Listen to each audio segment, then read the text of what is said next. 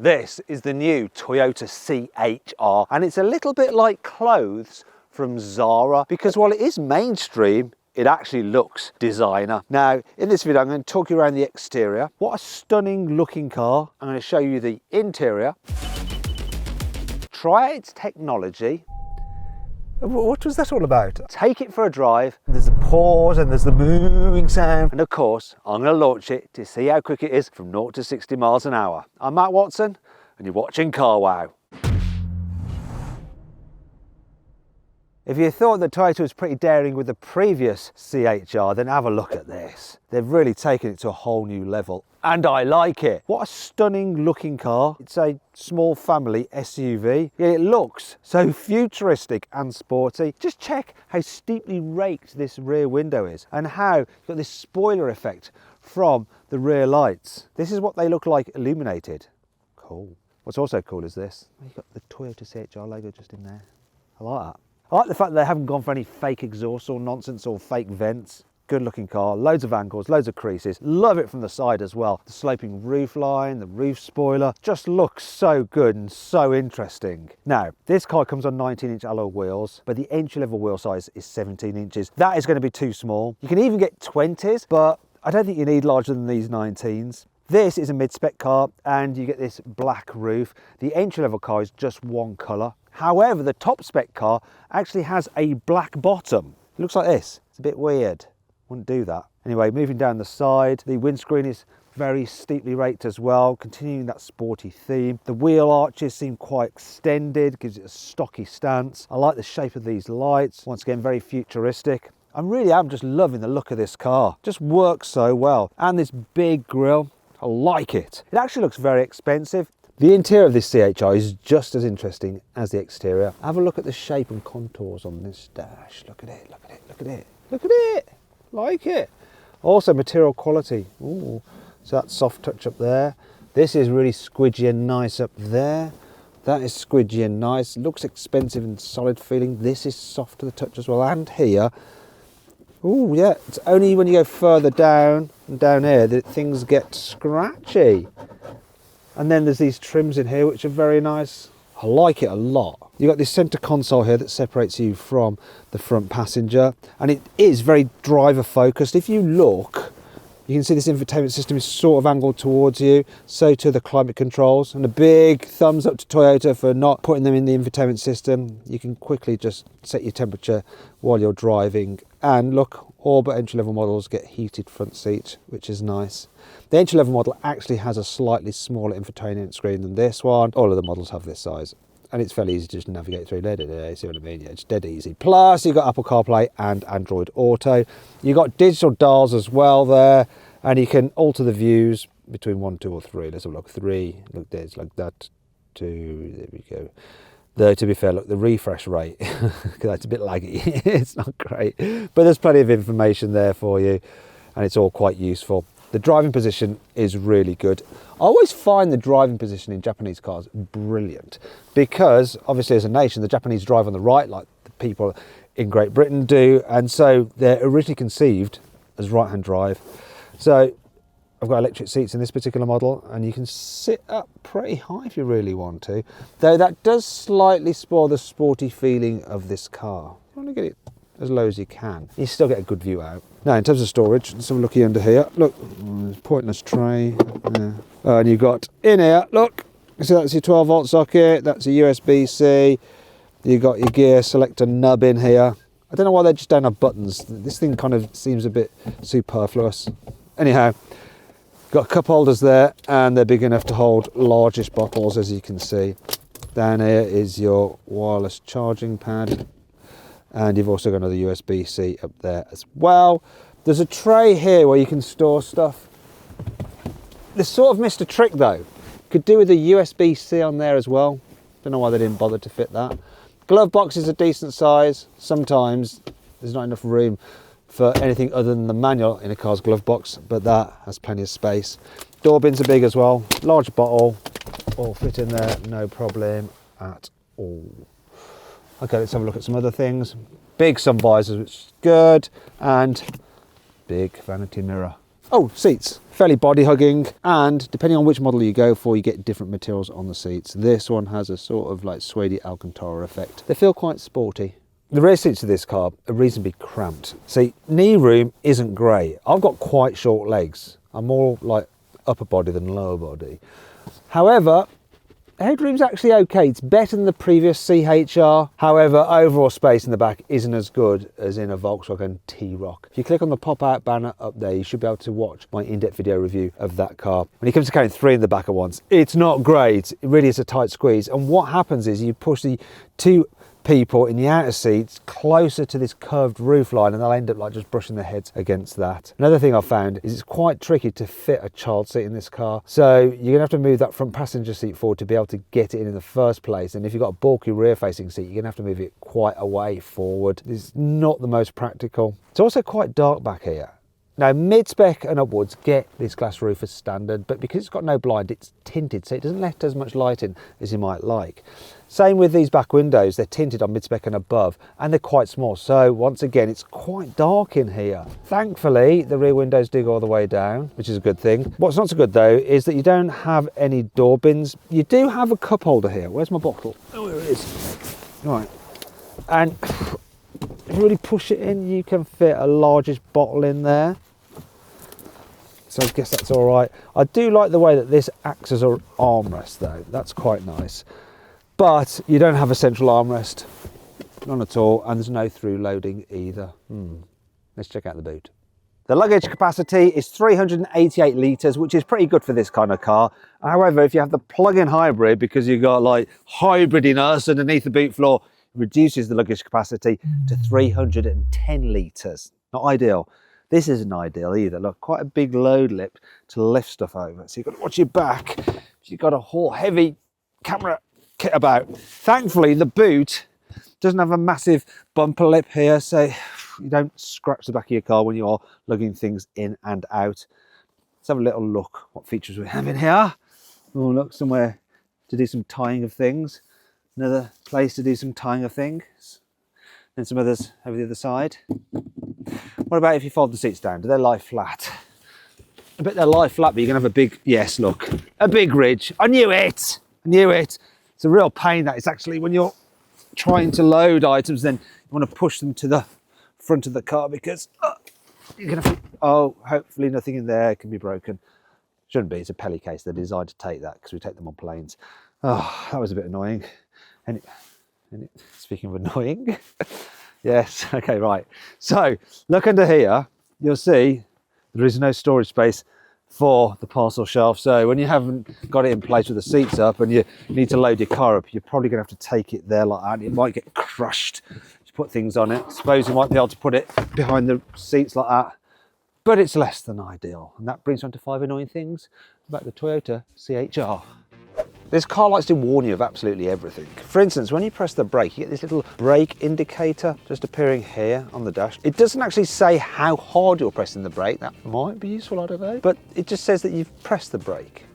It's like, yeah, I know I've pressed the brake because I've pressed the brake. This car just wants to hurt you. So the way you have to open the door handles by rotating your hand like that can, after a while, give you repetitive strain injury in this tendon. It might do. What will definitely get you is this though. It's caught me out a number of times. This door like extends further back than you think. It's quite pointed there. But sometimes you open the door like that, just into your side, and it really just hurts when it gets through the kidneys. Oh. Also, the opening is then smaller than you imagine. So as you're getting in, the way this protrudes, you end up like bashing your knee on it quite often. Then you end up with a dead leg, and that's not great.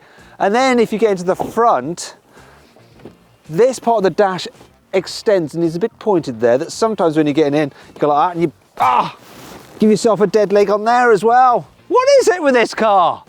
For some reason, Toyota has only decided to fit one USB charging socket here in the back seats, which means that the kids are going to fall out over who gets to charge their phone. While the old C-HR had a rear window wiper, this new one doesn't. Maybe they decided they didn't need it because it's so steeply rated or probably spoil the look. But believe me, when it's raining, you'll wish you had one. I mean, even my old Porsche 911, the 996, that's got a rear windscreen wiper. And I use it quite a bit. Well, when it's raining, obviously.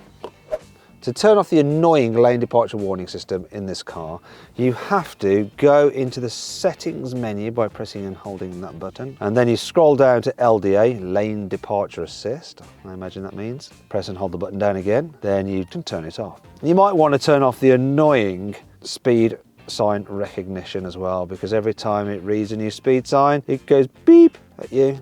Now, you could set that up before you go for a drive, which is fine. The only thing is, if you stop the car and restart it, it resets everything to being on again. And you forget about it, and then you have to turn them all off when you're driving, which is a faff. However, it's not all bad. That does bring on to 5 cool things about this car. For instance, you get a load of safety kit as standard. And one thing that I will definitely leave on is the blind spot warning. You also get adaptive cruise control with lane keeping assist. So this car will basically automatically keep your safe distance from the car in front and automatically steer to keep you in lane. As with other new Toyotas, you get a 10-year, 100,000-mile warranty. Now that's what I call peace of mind motoring. You can get the C-HR with a proper heads-up display so you can see your speed without having to take your eyes off the road. If you carry 3 people in the back of the car, the person in the middle seat will block your view out the back window in the rear view mirror. However, you can get this car with the camera system, which will actually send a feed to the rear view mirror at the flick of a switch. From mid-spec upwards, the C-HR gets 64 different colours of ambient lighting. Look, there we go, let's go for different colours.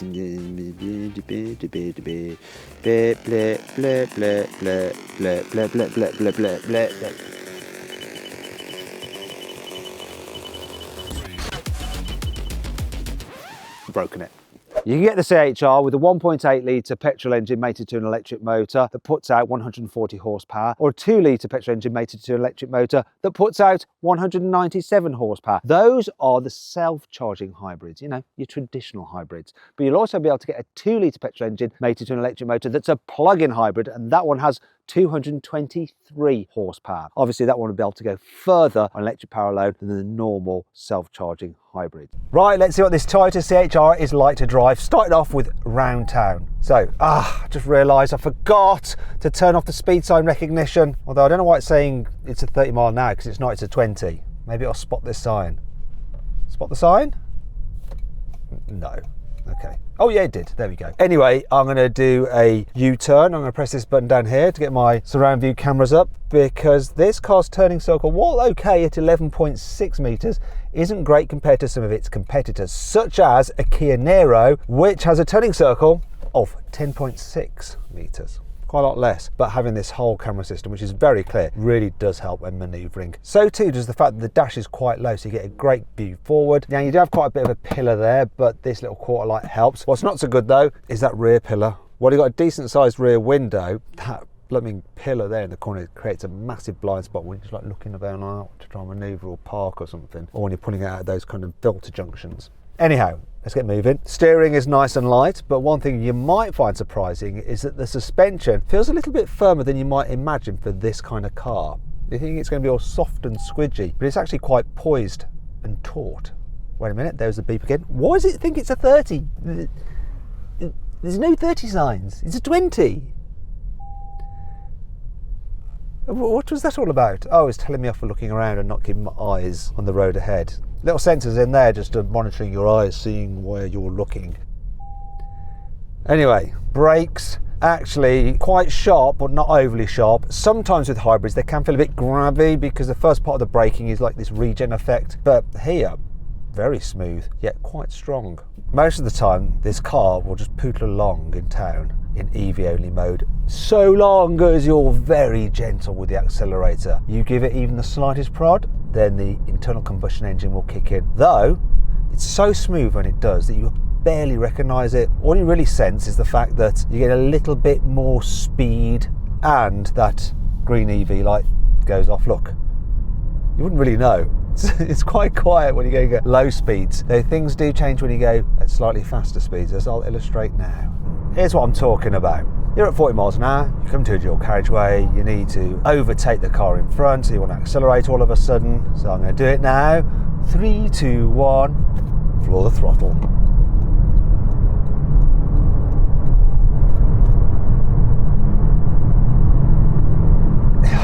It's not the fastest car, but when you accelerate hard, you do get a little bit of a droning sound from the engine because of the CVT automatic gearbox, which holds the revs at a constant level and then just messes around with the gears to get you to accelerate rather than the engine revs rising, if that makes sense. Now, it's not as bad as Toyota systems in the past. It is quieter. However, can you hear it there? Now, that noise isn't as bad as it used to be in the old C-HR. They seem to have quietened it down somewhat. However, a Honda HR-V has a similar CVT gearbox, but it somehow tricks you into thinking it's just a normal gearbox going through the gears. It's much better. I prefer that. There is a bit of wind noise from up there and a bit of road noise, but it's about average for this kind of car. Anyway, one of the big benefits of a CVT is that it does actually help your economy. So what is the economy of this car? It's supposed to do 60 miles to the gallon. However, this one is averaging 46. It's all right. It's not brilliant. I reckon though, if you really, really like super gentle with this car, you will get over 50 miles to the gallon. I've obviously not been gentle enough. Speaking of which, let's try on a twisty road. Now, Toyota want to make this car fun to drive. It's one of the reasons for the tortoise suspension, so let's see what it does when we chuck it at some corners. So the steering is pretty nice. It's light, but it's responsive. Puts the car where you want it to go. When you're going faster, the suspension actually does well dealing with bumps. There is one thing that sort of ruins the fun element, and it's that CVT gearbox again. It just makes this car not feel that responsive to the throttle. So you throw it a bend, it goes round, you think, yeah, that was awesome, now I'm gonna hit the accelerator and catapult myself out of it. But you press the throttle down, there's a pause, and there's the moving sound from the gearbox, and it's all just a bit slow and unresponsive. It's almost a little bit like when you're on something like an internet video call and your internet is just slow and you just start freezing or stuttering to everyone else is watching. You don't realise. You know what? This car with a little turbocharged petrol engine will feel really quite cool. Do you know what would be awesome? A GR version, one with the GR Yaris's engine. That'd be wicked. But no. We don't have that. Well, we don't have it yet, but Toyota definitely could do it. Toyota says the 1.8 litre version of the C-HR will do 0 to 60 in 10.2 seconds, but I'm going to find out for myself by using my specialist timing gear up here. To launch it, I'm going to use the hold function and then just floor the accelerator, because I think if I press the foot brake and the accelerator together, it'll have a bit of a fit and perform poorly. 3, 2, 1. Now. Actually took off all right. Here we go. What time are we going to get? Come on! Hey, that's a 0 to 60. 9.8 seconds. That's actually all right. However, I think I'd like a bit of extra punch. And if it was me and I was buying a C-HR, I'd pay the extra for the 2 litre version. I just would. So then, what's my final verdict on the new Toyota C-HR? Should you avoid it? Should you consider it? Should you shortlist it? Or should you just go right ahead and buy it?